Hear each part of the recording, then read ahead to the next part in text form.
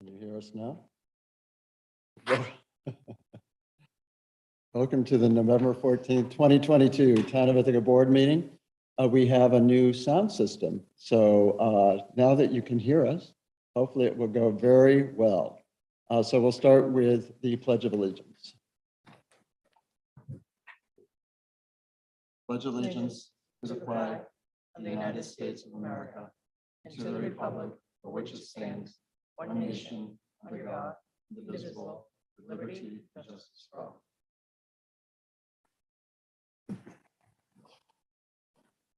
Are there any general board comments before we start the meeting? Seeing none, we'll see if there's any members of the public who would like to address the board this evening. Elizabeth?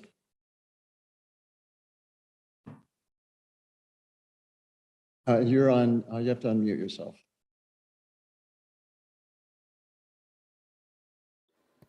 Can you hear me now? Yes, we can. And Okay. Elizabeth, I'll give you three minutes, okay? Good. Hold up your hand when it's 2.5.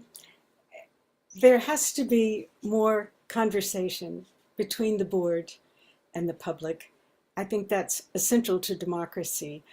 And if there's a controversial issue, you need to talk to both sides, not just to one group of people, but to people on both sides. And in our case, not just to the landlords on our road, but to those of us who are very worried about the rule changes being considered. Non-landlords who value community and fear the consequences of landlord action should be heard. They should be respected. They should be consulted along with the others. To talk and pay attention just to those who want to make a lot of money on Airbnb rentals and so on is just really profoundly undemocratic. My family and our allies, and there actually are a lot more of us than you know, support careful renters who are environmental and good members of the community and who need the income from renting a few rooms or something like that. But we are not so sympathetic with those who want to make lots of money renting and to change the rules and to get special privileges that are very damaging to our lives. So that's our major concern, that you need to consult us and consider both sides. In our case, we've had a nightmarish situation with the permit granted to people to build an apartment building out of a barn. It's very, very close to us and has gone on for almost 2 years now. And now there's still very important situations coming up about parking and other things that we have not been able to talk to people on the board about, and we really need to. Now we're dealing with things like the passage of emergency vehicles, that the renters think that they have permission to park on the road. That's not usually allowed in the rules for renting, but they want to do that even though it's going to block, sorry, how many more minutes? You have 30 seconds. Oh, 30 seconds.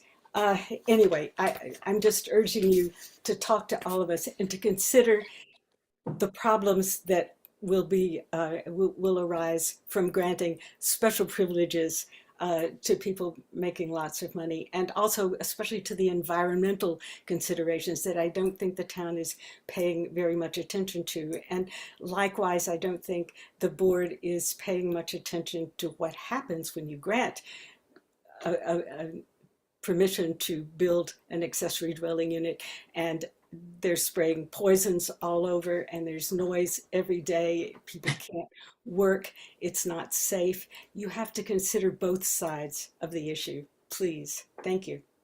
Okay. Any other members of the public who would like to address the board this evening? And I will just say that a few of us have had conversations with Elizabeth Sanders, and it's about, well, a couple of issues, the parking on the byway, but we've also had conversations with Elizabeth and her son about the streetlights. So I think that there has been a hearing of their concerns. So I just want to make note of that. Anything else from the public before we move on? Okay, we have a couple of guests tonight, some in person and some on screen. So folks have been hearing about you may not know what TIDES stands for until you read your agenda, the Ithaca Designated Encampment Site. So this is a chance for us to hear an update. Cynthia's wearing a couple of hats, and I think you'll explain those two hats that you're wearing, correct, Cynthia? And then Dan Klein is going to weigh in from a county perspective. And I don't see Chris. I don't see Chris on here. Oh, there is. Chris Titlebaum is also here to weigh in. So we're going to get an update. You know, I know that I've gone to some presentations. I think people have read things in the paper as to what's being proposed. You know, everyone wants to make sure the town is aware of what's going on because there might be unintended consequences for people pushing into the town who choose not to be part of any future encampment. So this is a good opportunity for us to see where the proposal is. So Cynthia Brock, a city council member, but she's also here. What's the other role you can mention, Cynthia?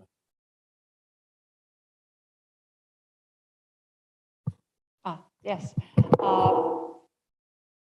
My name is Cynthia Brock. I'm a member of Ithaca Common Council. I represent the First Ward. I'll just give you a little history. I'll be very brief since I haven't made a presentation to this board on this topic before. As you know, homelessness has existed in the city and throughout the region for decades. And the situation has become more visible of late.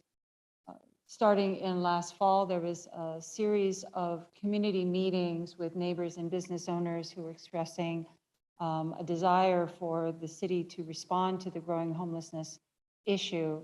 And it was identified and made clear that the city's approach to addressing homelessness was tacit acceptance. Based on the response of community members, there was a desire to come forward and offer a proposal. A volunteer group came together, made up of elected officials from the city and county, business owners, members of the Continuum of Care, outreach workers, Chris Titlebaum, who is here, who's the director of St. John Community Center, and others. We met and came forward with the idea, which we then presented to the city and the county, suggesting the creation of a sanctioned encampment site at Southwest Park. We called it the Ithaca Designated Encampment Site, which is TIDES. This 4-acre parcel in our proposal would be deemed a campground for the purpose of housing those who are living unsheltered. It would be governed by Department of Health campground regulations. And there would be about 25 cottages. I think there's room for more. And our proposal is on the site, there would be central bathing and showering and bathroom facilities, meeting facilities, 24-hour wraparound services so that individuals who are there would have be in a safe and secure and clean location, that services such as DSS, healthcare workers, addiction support, mental health workers would come to the site where people are to help build their confidence and skills and allow them to be successful in transitioning to stable or supportive housing. We made those presentations to the city and county. Our work as a volunteer group has come to an end, and now the city and county has their own working group to address what, if any, actions will be next. The city has created a working group We are looking at what our possible next steps would be. Our task is to come up with a policy. Presumably, it would describe how we would work with the county and supportive services to interact with those living unhoused, to move them into a legal and safe shelter opportunity, and work to clear the unsanctioned areas to restore and maintain these natural areas in a safe way. Of course, the trick is we definitely want to be sure that we are expressing to individuals our intent is not to criminalize homelessness in any way, shape, or form. We recognize that if there is no safe or legal place for people to be, that it would be inhumane to criminalize them for not having a safe place to be. Obviously, there's a need for expanded shelter opportunities. There is definitely a need for expanded housing opportunities, both low income and no income housing opportunities. So it's this coordinated approach that we're looking to develop at this point. The working group is examining the possibility of an RFEI or an RFP, and setting forth the parameters of what would be included in that proposal. And with me, I have Dan Klein, who's with the county, as well as Chris Teitelbaum, who's again the director of the St. John Community Shelter, which is our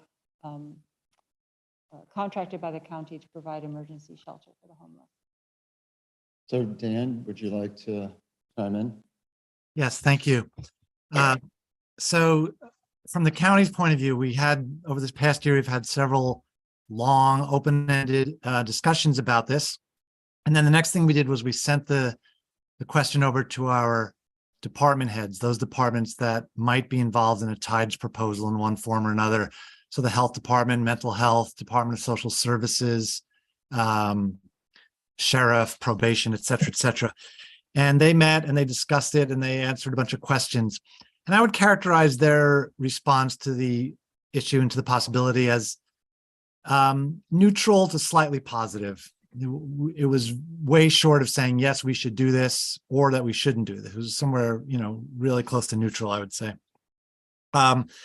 And then we, the county, feel like we've kind of come as far as we can for now. So we're watching the city go through the rest of its process. And when they get to the point of deciding whether they're interested in issuing an RFP or an RFEI, then in my opinion, that's the time when the city and the county really need to sit down in earnest and talk about what would be in that RFEI or RFP, because it's pretty clear that whatever solution, especially a TIDES type solution we have going forward, has to be a joint county city venture. We're both so involved in it. The other things I would mention briefly is that both the county and the city have set aside $100,000 in their budgets. Each of us have for 2023 to apply towards something like an RFEI or an RFP. So we have set aside the money to be ready to do this if we get to that point. And then also the county has created a brand new position. It won't take effect till next year. It's currently called the Homelessness Services Coordinator. And it's a full-time position. We do have a job description, but I think the reality is that we don't know exactly yet what this person would be doing. But in my mind, this person would be involved in this process, involved in coordinating efforts with the city, involved in moving forward on any kind of proposal we might have. Thank you, Dan. And Chris, is there anything you want to add at this point?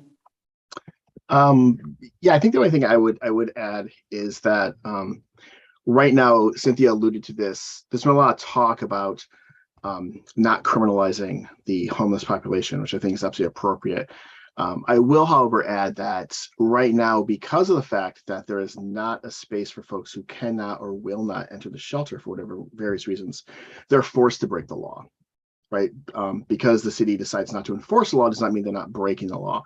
And since we as a county or as a city have not provided a space for them, they kind of have to go to wherever they can. So I think this is a really important thing to sort of keep in mind, in that we provide some really great services countywide.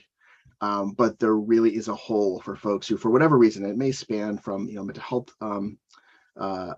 situations, diagnosed pathologies, tons of different things why someone might not come in the shelter. But there is no real option for them right now other than going and camping on public land or camping places where maybe it's not the safest environment for them. So I just add that in there because I don't think it gets raised enough that people are kind of, because they don't have an option, are kind of forced in some ways to be on land where folks might not want them. Thank you, Chris. And I guess this is more for Cynthia and Dan. I kind of alluded to this before. As I say, I have sat in on some presentations, and I know that the town of Ithaca has been raised a couple of times. And so do you want to just, from your perspective, highlight what you think the town needs to be thinking about as these discussions continue? Well, I hope you're thinking about them now. I can assure you there are probably individuals who are in encampments in the town. So whether they choose to take part in tides or continue to tides or some option like this, again, it doesn't have to be tides, it might be something completely different. If they choose not to participate in it, they will find other locations where they will hope to be undisturbed. And most likely, I do know that there are expanded encampments now in the town, up in Lansing and elsewhere. So this is an issue throughout the region. I will say to Dan's point, the city also funded a part-time homelessness coordinator who would presumably work in conjunction with the new position in the county, as well as, I think, sort of being that person on the ground for the city, negotiating with our various services and those individuals who are living unhoused to try to get them assistance. Okay. Dan, anything you wanted to add to my question about seeding things for the town? Yeah, I mean, for me, the maybe thorniest part of this whole thing is the enforcement of the no camping policy in the city. And that there's a couple of parts to that, but one is that's one of the things that would cause a spillover into the town, right? If people are no longer allowed to camp where they want in the city of Ithaca. And I also want to say that when we had our department head meeting and I told you that it was pretty neutral and there wasn't really that much that came out of it, there was something. The one thing that really stuck with me was our district attorney, Matt Van Houten. He said, "I will not prosecute trespassing. It's a crime of poverty." And that's an interesting piece of this. If you think about the town, if people are coming and camping in places and it's technically illegal, but there is no enforcement possible because the DA will not charge someone with that crime, it really it puts a big question mark up for me about what you as the town could even do. Yeah, thanks. So we'll open it up for questions from the board or comments.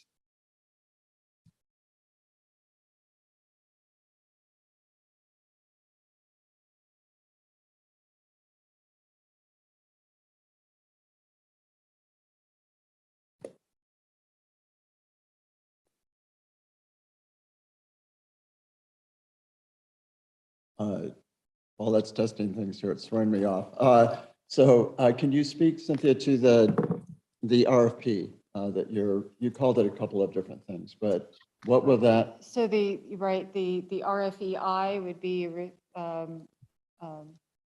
request for expressions of interest.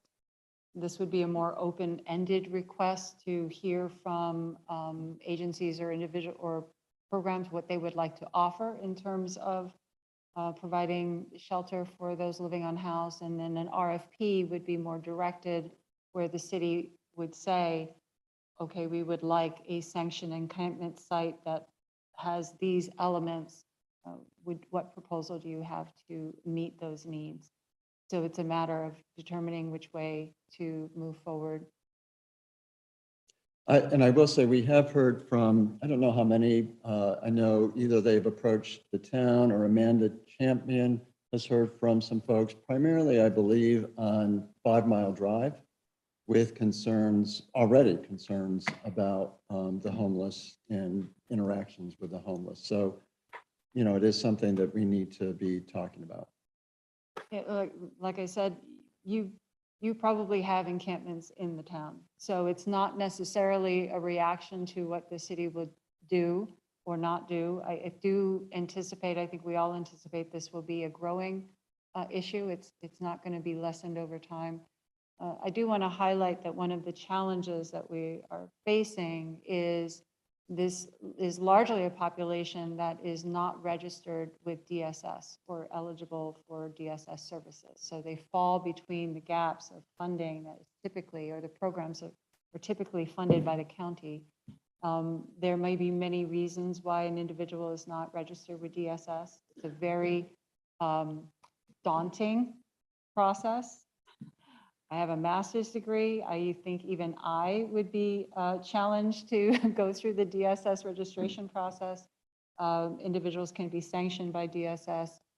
It also has requirements for sobriety and so on to qualify. So for individuals who, for whatever reason, struggle to meet those requirements, they are outside of traditional county and government funded programs. So how we move forward, I think, as a city and county, the reality will be there would need to be charitable participation or community participation in this as well to enable something to move forward. Questions, comments from board members? Bill? Yeah, I just wanted to take this opportunity to thank Cynthia and Dan and Chris and all the others who are working on this. I know it's a very difficult issue to deal with, and, but it is a very important issue. And so I'm glad that you all are taking time. Bill, I guess you need to talk louder. Oh, the green light is on, but it's still low. Okay. Should I hold this close to hold this up? Is that better? Yeah. So thank you again for the time you're putting into this. Any other comments or questions?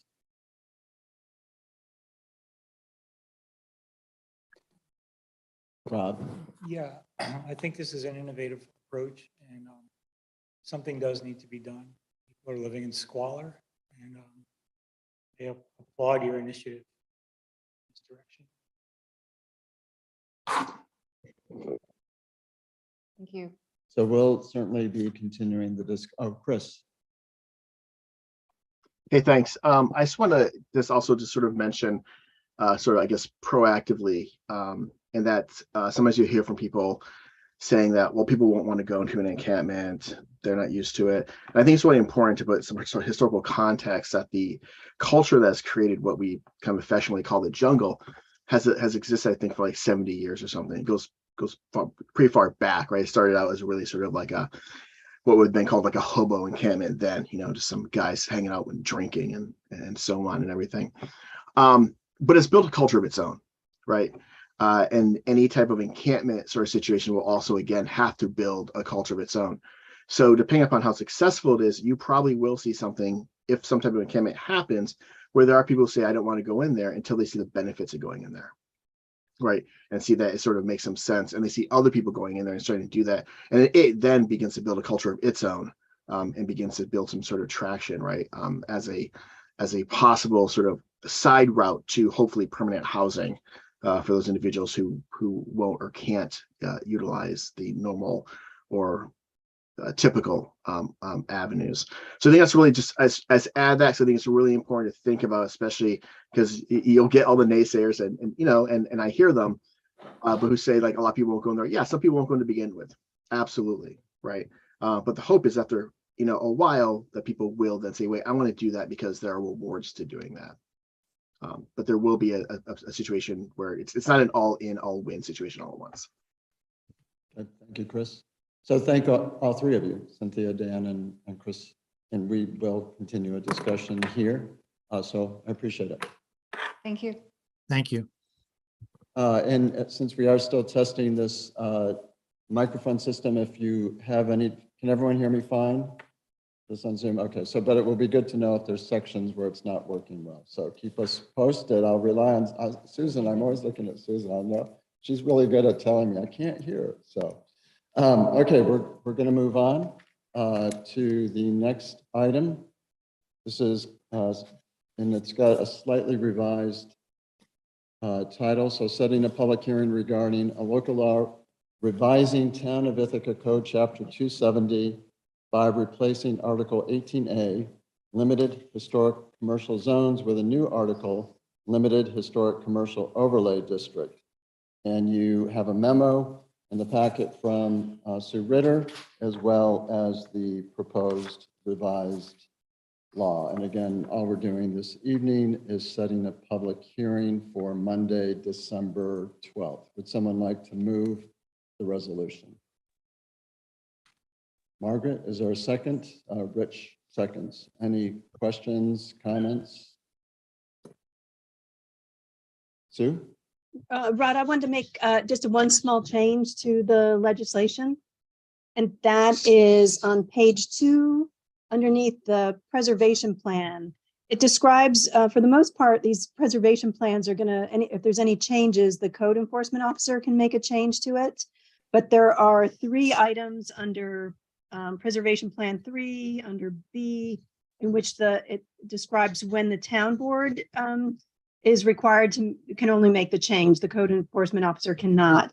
And one of them, the second one, is says a request to extend the preservation plan timetable by more than 3 years. And I think that suggests that it's the whole, the whole plan versus just there might be certain milestones that have to be met. And if the idea is if any of the milestones in the plan are extended to more than 3 years, then that has to be approved. So I'm going to make a proposal that it say a request to extend any to extend any milestones in the preservation plan by more than 3 years. Susan, does that work? Susan helped me with this one. And so when we resend this out for the next packet, it can have that change. Right, okay. Any other questions or comments?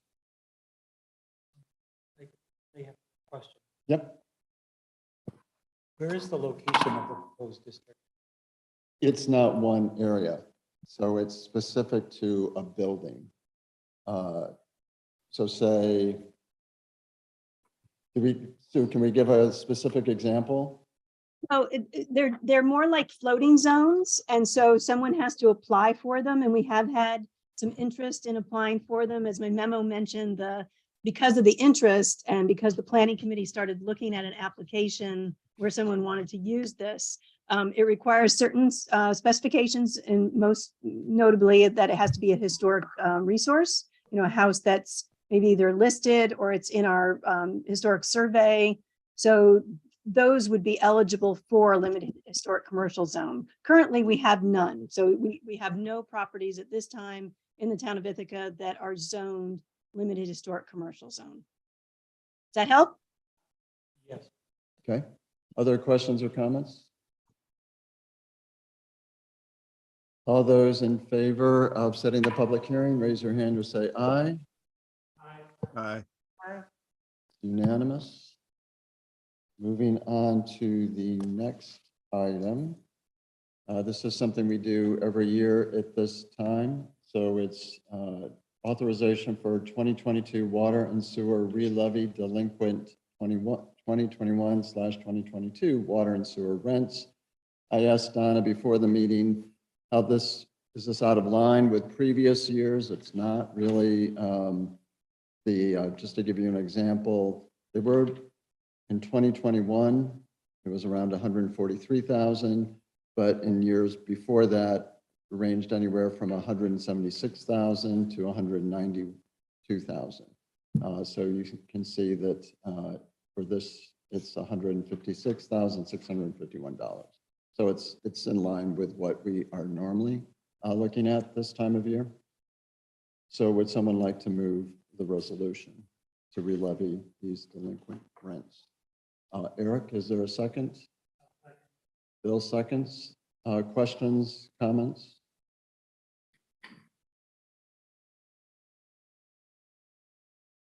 All those in favor, raise your hand or say aye. Aye. Unanimous.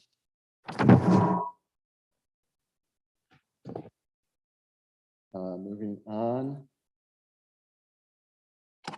Setting a public hearing regarding a public interest order for the town of Ithaca 2023 Coddington Troy Pump Station backup generator, water improvement and improvement area.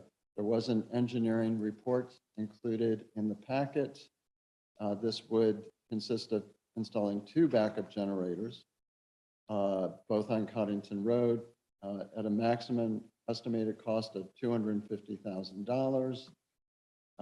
This is a type 2 and is not subject to seeker review. The public hearing would happen at our study session. So November 28th, 2022 at 4:30. Would someone like to? I will move the resolution and Rich will second. Rich, are you seconding this? He disappeared.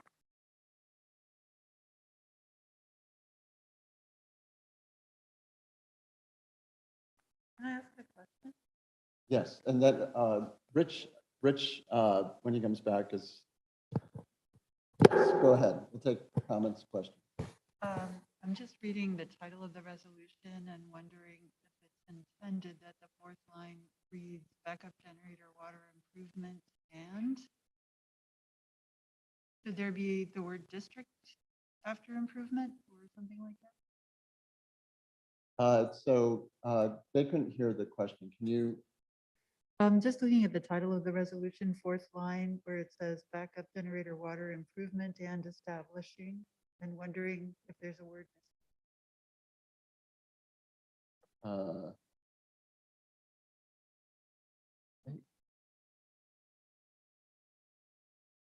Yeah. I think it's just area. Yeah, we do improvement areas here in the town. We don't have districts. So Okay. that's our typical language.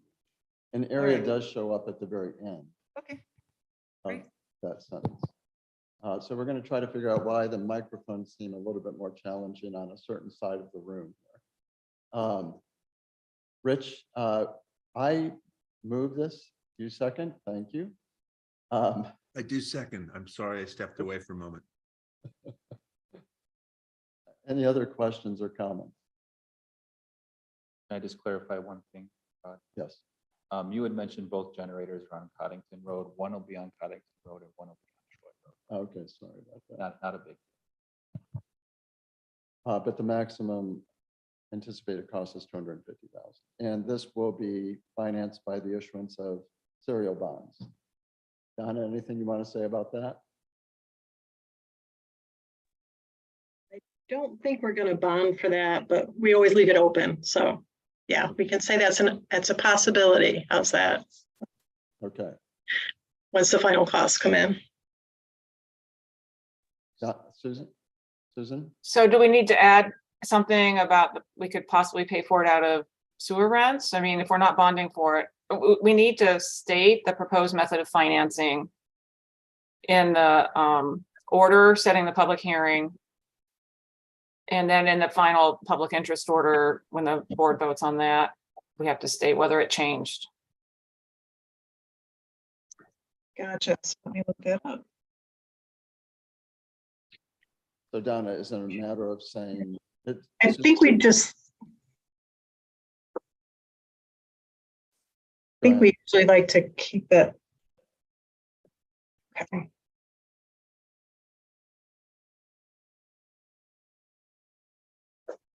Susan, can we keep our options open? Can we say? We can, we just need to get some language in there to do that. I'm just trying to find another one that we've done recently where we did that. Give me a second to find it. Say grants in aid may be received and utilized therefore. And that's, So, well, we have grants and aid already listed.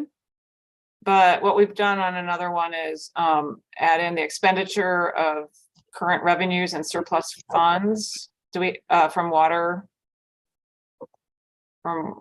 rates and charges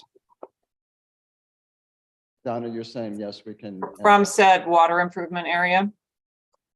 We can add that to the wording. So That we're would adding be- that. I'm okay with that. Rich, are you okay with that change? Giving us additional options? Yeah. And Paulette, if you have any questions about the language, she'll be reaching out to Susan. Anything else about this resolution? If not, I'll do a roll call. Okay. Rob, Aye. Pam, Eric, Margaret, Bill, Rich, Aye. and I'm an I as well. Unanimous. Okay, thank you. Moving on to item 7. Authorization for the town supervisor to sign a purchase agreement for software services with Harris Local Government for finance and human resources.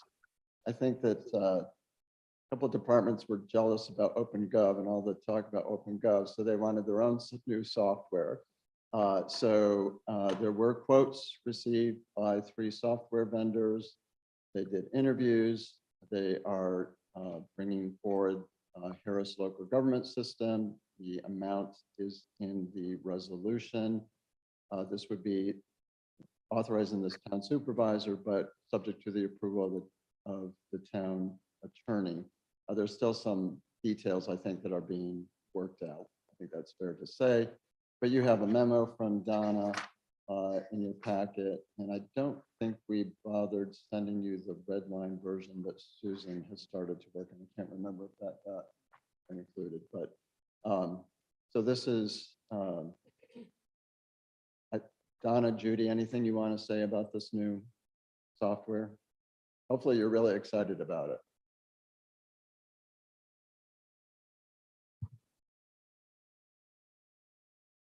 I'll just say that we've been with their current software for over 25 years. So we've certainly used it to its capabilities and are wanting something more. Donna, anything you want to add to that? I think the new software will definitely improve things substantially in the finance office. Yeah. Would someone like to move the resolution? Eric, is there a second? Sam seconds. Questions, comments?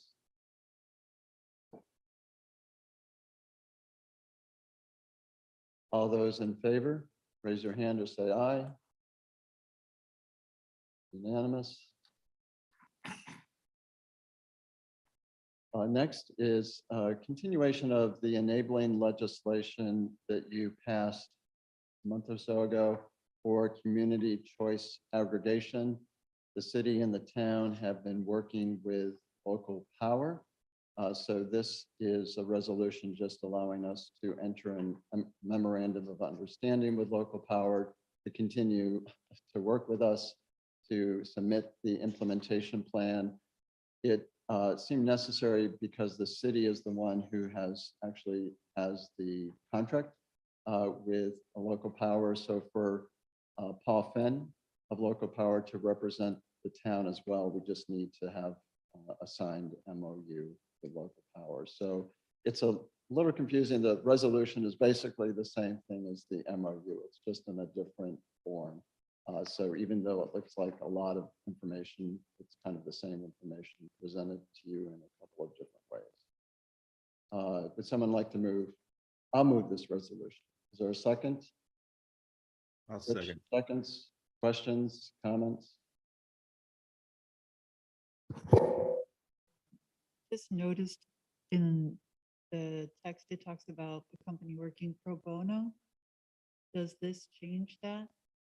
No, we're not, the town is not paying local power. Any other questions? All those in favor, raise your hand or say aye. Aye. Unanimous. Moving on to item number 9. This is creation of a code safety inspector position under civil service. This is a new position, one of the new positions you approved when we passed the budget. It will be a declassification. And then you have the position description as well for this new safety inspector. If Marty, do you want to just remind folks what kind of work this position will be doing within codes? Oh, you don't have your own mic. I'm sorry. We're sharing. Okay. Yes, the individual would be looking at fire inspections, operating permits, specifically allocated from the Department of State, because Part 1203 is being updated, which requires us as the town to update our local law for uniform code and fire prevention. So that requires an additional approximate 14 operating permits or fire safety inspections that have to occur on occupancies that did not previously occur. So that, and actually covering for long-term rentals and short-term rentals as well. Thank you. Would someone like to move the resolution creating this position under civil service? Pam, there's a second? Rob seconds. Any questions or comments? All those in favor, raise your hand or say aye. Aye. Unanimous. By the way, some of you may have heard Marty on the radio. He was talking about the importance of code enforcement for the safety of our residents. He wasn't even aware that he was on the radio. But it was nice to hear the director of our code enforcement talking on the radio. So thank you, Marty, for your leadership at the state level. Item number 10. I said, really, this is all we need? This is a very simple resolution authorizing the use and acceptance of electronic bidding. It gives us more flexibility. It's easier to get bids out. I think it does a couple of different things. And I think we've had a chance to start using it, correct? And it's been going well. So this is just formalizing that we can use BidNet. Would someone like to move the resolution? Eric, is there a second? Cam seconds. Questions, comments? Is there anything substantively that changes in the bidding process? Or is it just done in an electronic No. format? So they're just able to allow to accept and push out bids digitally, but we still have to provide paper if they request it, and we still have to accept paper if they choose to do it. And that's all according to the. And we require the same Guidelines. information and the same kind of timelines and things like Correct. that. Yep. Thank you. That's all set. And this will be incorporated into our procurement policy. I have a question. Mhm. Why do we need this instead of just emailing the bidding information or posting it on our website, letting people respond by email? Dan? BidNet is a great resource. It reaches to a greater populace than just this particular area. So there's a lot of different vendors, a lot more vendors. So it opens up just more availability for So our. people subscribe to it, pushes it out.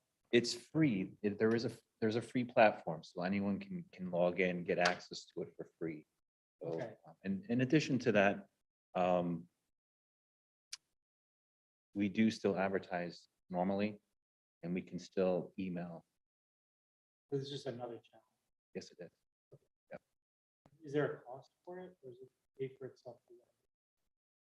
We get it for free. People that want to pick up a bid can also get access for free. They can pay for upgrades if they want, Okay. so that is an option. Joseph? Other questions or comments? All those in favor? raise your hand or say aye. Aye. Unanimous. Next item, we've done this at least 1 year, but this resolution just makes it so we can do it every year and we don't have to keep coming back to the board. So this is support for Operation Greenlight for active military service members in transition to civilian life. If you've driven by Town Hall, you've seen the green light in the lobby.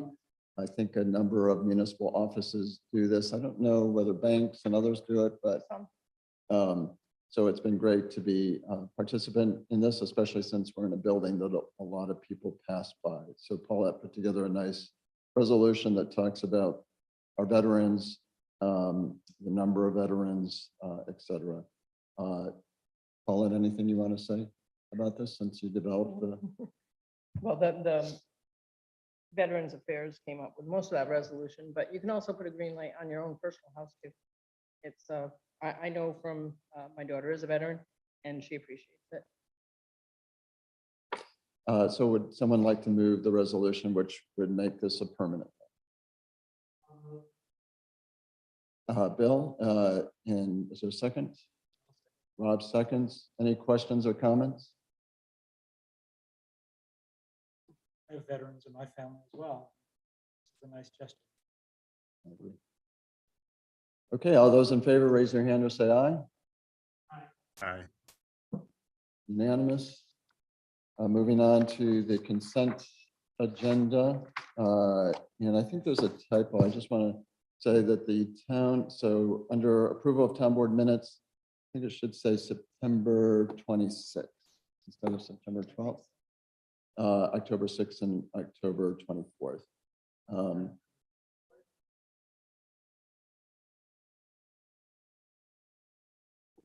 I'll check the dates. It's the ones I sent you. I don't think I can play on my computer. It shows everyone. That might have been the special meeting we had. Yeah, there was a special, like 2 pages. Yeah. So would someone like to move the consent agenda? There's a lot in the consent agenda. Would someone like to move it? Eric moves. Is there a second? That's lots of seconds. Pam. All those in favor, raise your hand or say aye. Unanimous.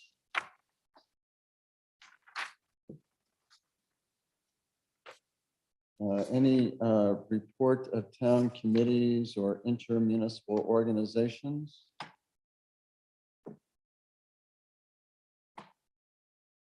The correspondence packet, has that gone around? Has Yeah. anyone seen the correspondence packet? And we now have abstracts in person. So if you didn't have a chance and want to look at the abstracts they're over there. Just a reminder, some of you, we're going to be visiting the Lake Source Cooling Plant this Wednesday at the time. But there's 5 or 6 of us who are going to be visiting the Cornell Lake Source Cooling Plant. Anything else that folks can think of to update the board members on, staff members on? If not, we're going to take a vote to go into executive session to discuss contract negotiations. Yeah. Yes. Is that collective bargaining negotiations? Yes. Okay, that's how the minutes should read, Okay. Thank you. as opposed to some town contract that's not related to collective bargaining. Thank you. You're right. Thanks for clarifying that. So we'll be saying goodbye to any of you.